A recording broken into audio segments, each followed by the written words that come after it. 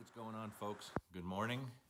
Wanted to talk about a few things here. I made a post the other day about 3 things that I have found tremendous benefit with, but not just myself. A lot of trainers out there have contacted me over the past couple of years when we talk about this, and I've also had tremendous success with it.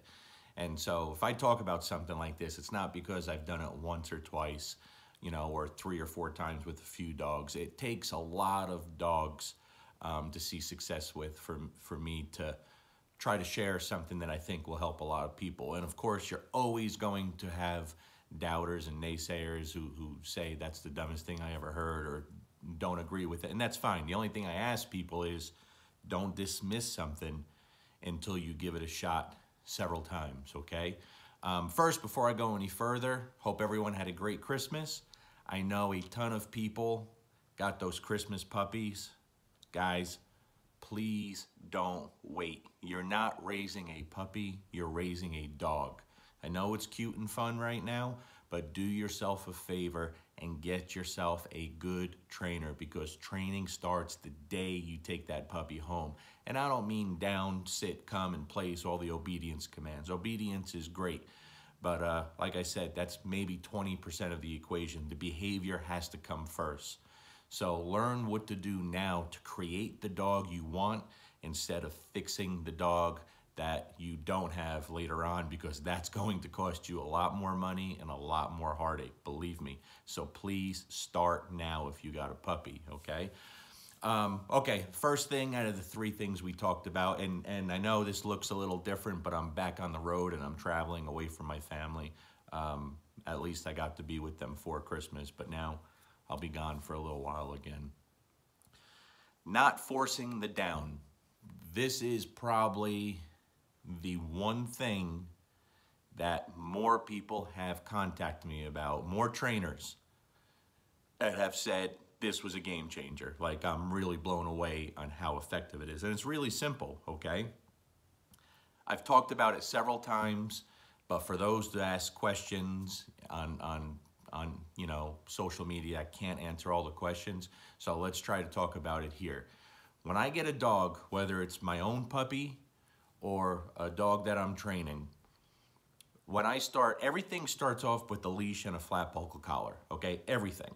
That's what I care about in the beginning, and that's how I start off every single dog, okay? Once I start attempting to go into some of the commands or positions and I start doing some luring and marking and rewarding, if I can't get the dog to go into a down with a simple lure, or maybe even some very light leash pressure. I mean, not much at all, just a little guidance from the leash, okay? Because remember, that leash is your translator and it's your GPS. It tells the dog what you want and it tells the dog where you want it to go. So the leash is the most important tool you're ever going to use. If I can't lure the dog into a down or use very gentle leash pressure, I back off and I don't do anything. And so what happens from there is I'll go back to the down a week later, 10 days later, 2 weeks later, okay? The time frame doesn't really matter that much. Because for me, again, this is just my opinion, in the beginning, when there's no trust and no relationship there, if that dog is fighting, going into a pretty natural position for a dog, but it's also a vulnerable position for a lot of dogs, that dog is telling me that it's not comfortable in that position at this time in my presence, okay? I don't care what the reason is. That's what that dog is telling me as far as I'm concerned, so I back off. And then after we spend a week or so together, we build that relationship, we build that trust, that bond, we become a team. And then what will happen every single time, like this isn't just, most dogs, this is every dog we do it with. Once we go back to the down, it does it automatically. It does it fast, it does it crisp, it does it sharp and in perfect position. And what happens very often is that down becomes the dog's favorite position and the dog's strongest position. The only downfall from that sometimes is when you're asking for a sit or something else, the dog always wants to go down. Like, hey, look, I could do it now, you know? That's me, the, dog telling me that in my head. But this has been universal, not just with every dog that I work with, but like tons of trainers have emailed me about that again. Holy crap, that's like, it really makes a big difference, and it does.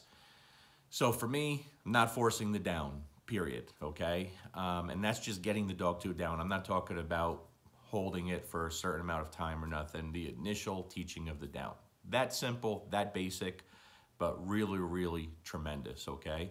And remember, for me, and I'll say it again, the behavior comes before the obedience. Of course we do the obedience. I'm always every dog we train in obedience. But to me, that's a small part of the overall program. I'm more concerned with the behavior side of things, getting a well-behaved dog. That's what most people want, okay? The obedience helps, but what you do inside the home is everything for me, okay? How we live with our dogs dictates how our dogs live with us. I've said that for a very long time, and I sound like a broken record, all right? So that's the first subject.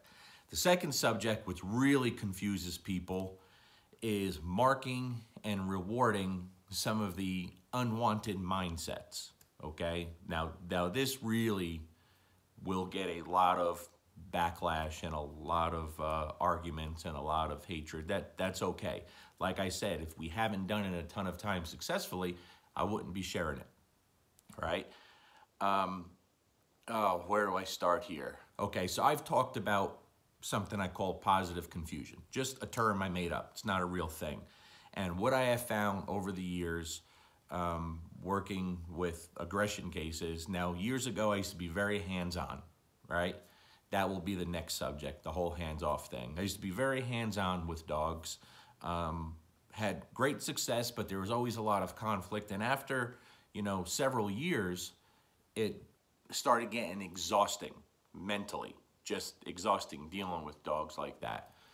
But the one thing that I noticed with fearful dogs, especially, and aggressive dogs, was when the e-collar was implemented in the ways that I use it, and others do also, I'm not the only one, it provided tremendous benefits to those dogs suffering from those issues, fear and aggression, okay?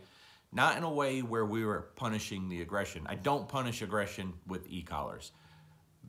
Let me say that. There's an exception for every rule, but 99.9% of the time, especially in the beginning, there isn't going to be any corrections for aggression with an e-collar. I've said it for years, over and over. A lot of people still have a hard time understanding that. But what I saw was when we implemented the e-collar usage the way I do it, is we saw tremendous changes in fearful dogs and with aggressive dogs, like really quick changes, And what I started realizing was when we introduced the e-collar, when we introduce a lot of things to a dog for the first time, but especially the e-collar, if you give a dog a leash pop or you bump him with your leg or you touch him, these are things they can understand, right? That feel they understand.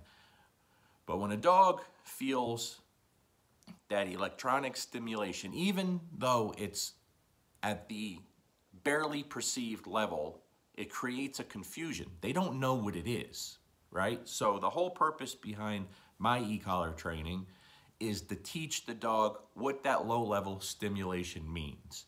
So later on, if necessary, when your dog is off leash and something happens, the dog understands the stimulation, whether it's low level, high level, doesn't matter, in a nutshell, right?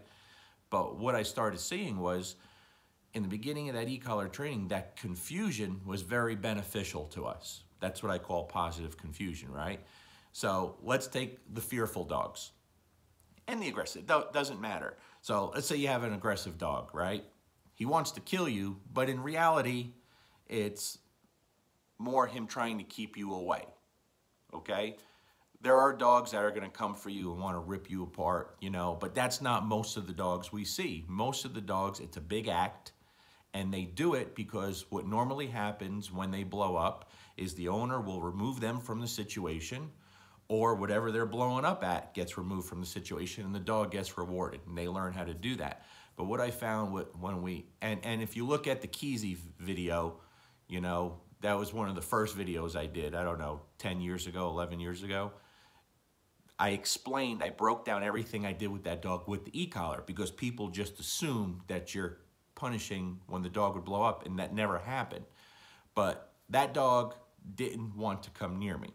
So when I got near the dog, that's when he would blow up, trying to keep me away, right? But when I started implementing the e-collar, I couldn't do the e-collar training, the conditioning like we normally do. I couldn't give the dog food, right? He wouldn't want food. I couldn't praise, I couldn't do none of that. So I utilized that confusion to help me. So when the e-collar came on, still the dog's lowest working level, he would kind of freeze because he doesn't know what it is. Doesn't know. There's that confusion. And while that dog's confused, he can't think of trying to kill me at the same time. He's thinking, what the hell is that? And then when I provide a little leash pressure with the e-collar to come toward me, the second that dog would take one step toward me, that confusing stimulation goes away and the dog wins.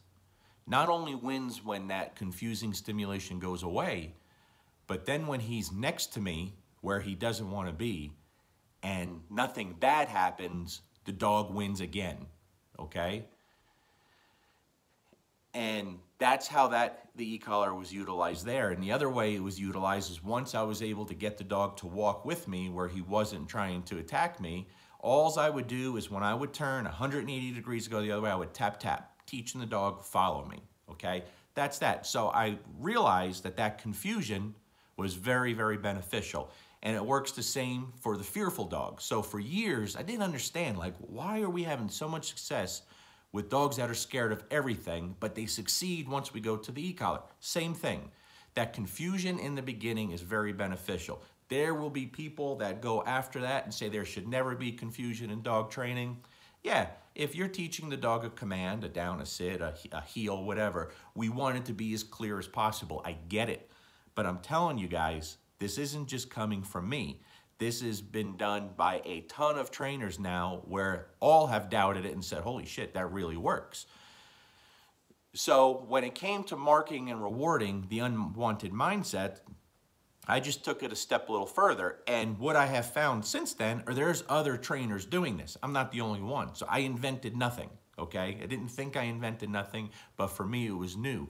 But I remember at the IACP conference, I heard J-Jack talking about marking and rewarding the unwanted behavior. I was so happy to hear that. I was like, okay, I'm not nuts. I'm not the only one. And he got some looks and comments from that. I think Mark McCabe does a lot of stuff like that from what I'm told. Two great trainers, two trainers I respect very much.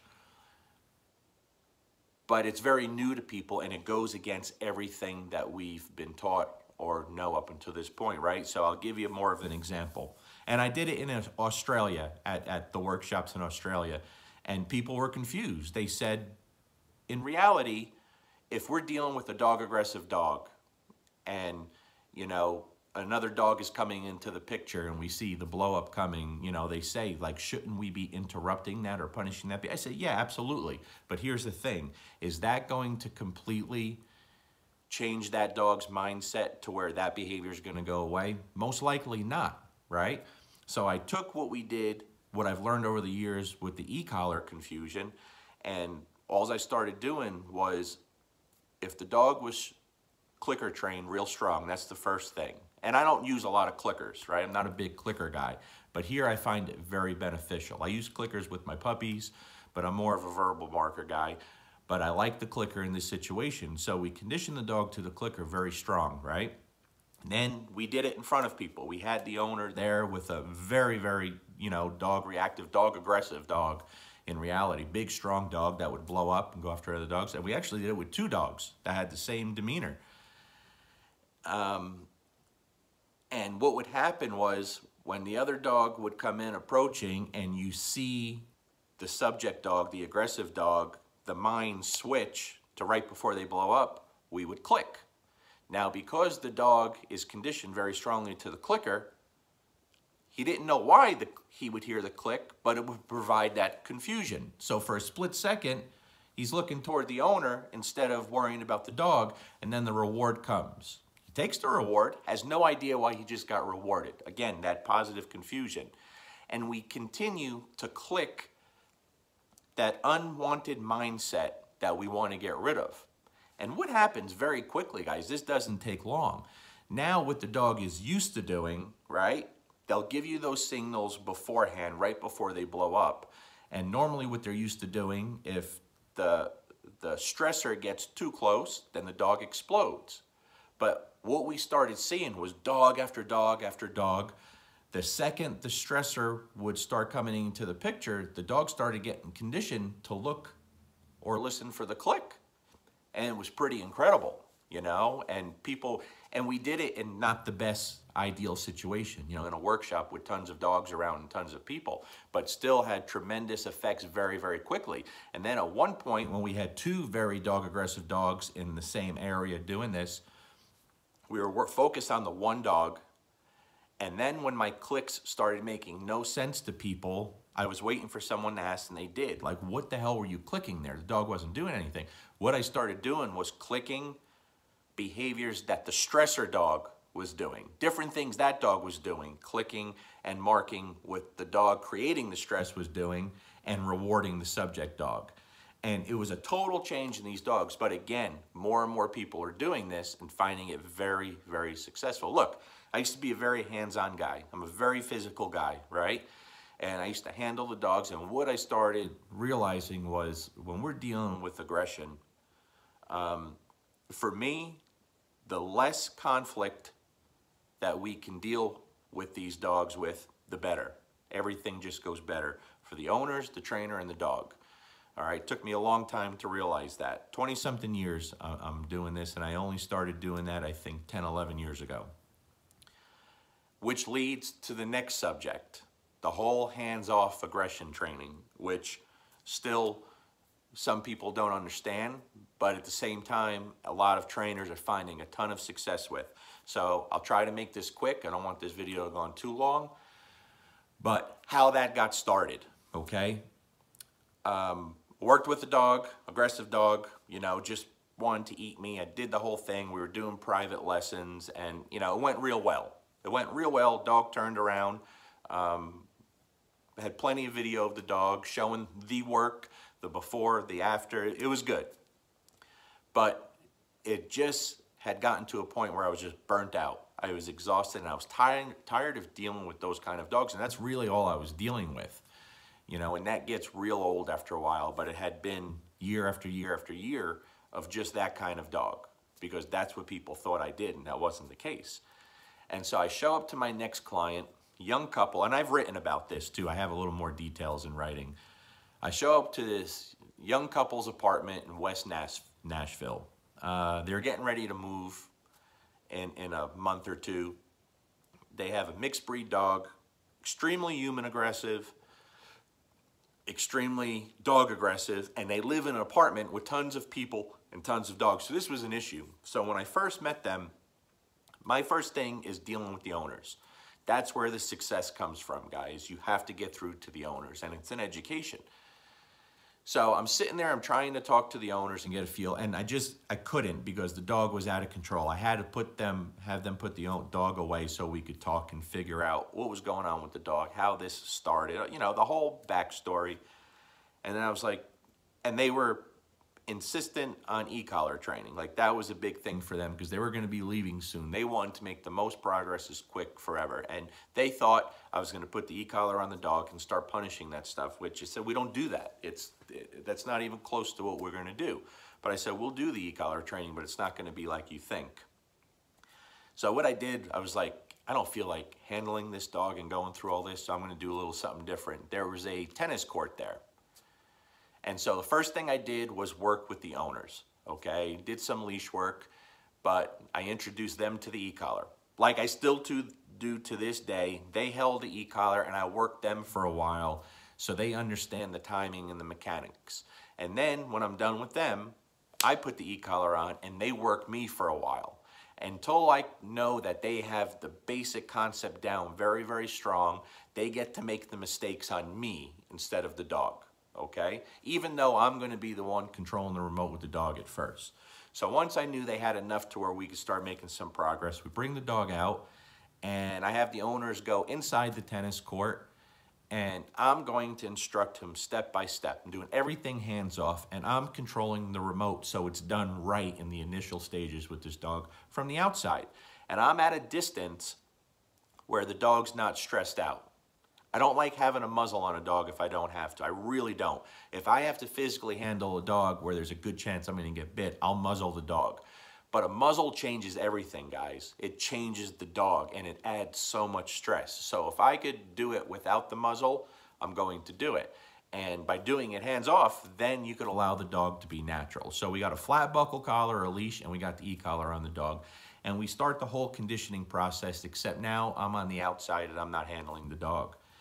And first lesson went really, really well. It went really great. I gave the people some homework to do all week, real simple stuff, so they can't mess it up. I make it so simple for people that even if they do mess it up, they're not gonna mess the dog up, if that makes sense, right? So I come back to see them the second week, and they show me the dog. I have them do some work, and I'm like, wow, okay, great job. They did fantastic, really good. And we went over again what we did last week, and then we start adding some more. And so again, all hands off. Second lesson works beautifully.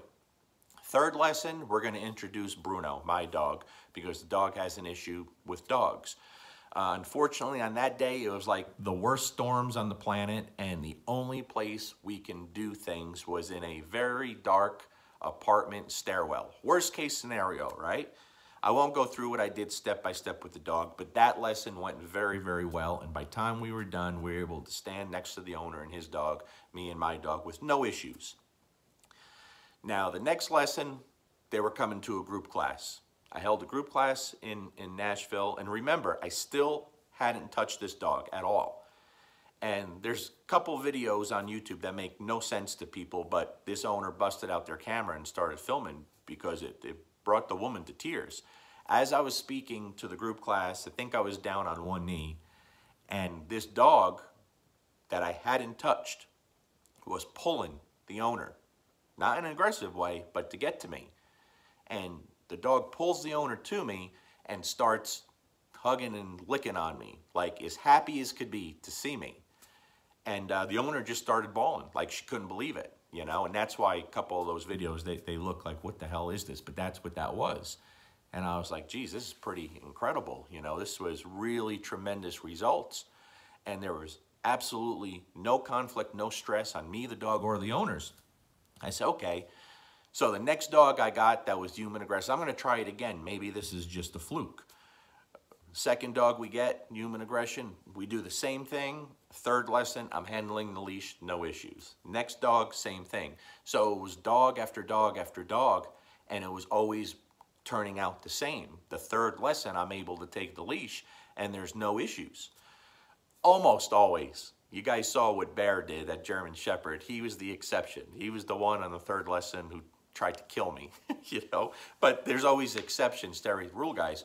So over the years, and I've been doing this a long time, you know, I want to say 10, 11 years maybe now, but over the years, all the trainers that have switched to it, I've said the same thing, like, this is unbelievable. I had one trainer, he may see this, you know, a couple trainers actually, but one in particular I'm thinking of, great guy, said he doesn't want to deal with aggressive dogs. He's not ready. He's a new trainer, and he's got a great head on his shoulders.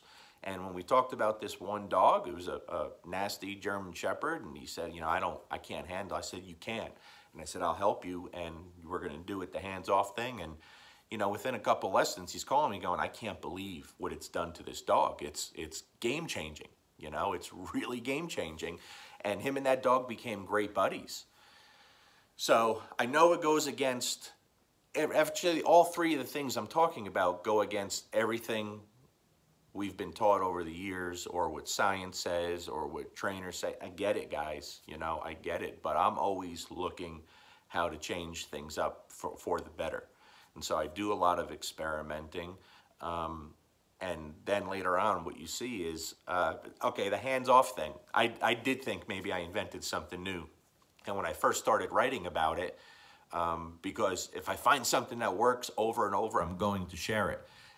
I thought maybe I created this, and then I remember Martin Dealey, you know, rest in peace, Martin, commenting like, yeah, it works great. I've been doing that for years. I was like, shit, I still haven't invented nothing. But at least if someone's that been training dogs since the beginning of time says, yeah, it's good shit, you know, I know I'm not crazy. And so all I ask, guys, you don't have to believe me or like me personally. It doesn't matter. This is about the dogs. Give it a shot. All three things, because all three things have worked on dog after dog after dog, and not just for me, for a lot of trainers out there. And when you can remove all that conflict, you know, it makes a big deal. Look, if someone comes to me with, you know, an aggressive dog, I'm going to do everything I can to put that dog at ease and, you know, wait till the owner is gone before I have any interaction with that dog, because that alone makes a really big difference, you know. So I'm not taking the dog and putting it in a crate or in a pen. I'm going to have the owner do that, you know, and a half hour later when the owner's long gone and my dogs have been hanging out in there where the dog's at, then I'm going to open the pen and I'm going to just go outside and let the dog be a dog, you know, let them be off leash in a fenced in area where they can move as they want. And just that alone, you normally see a very different dog. But, you know, when you get a dog that's just trying to keep you away, you're going to see the worst of that dog almost always.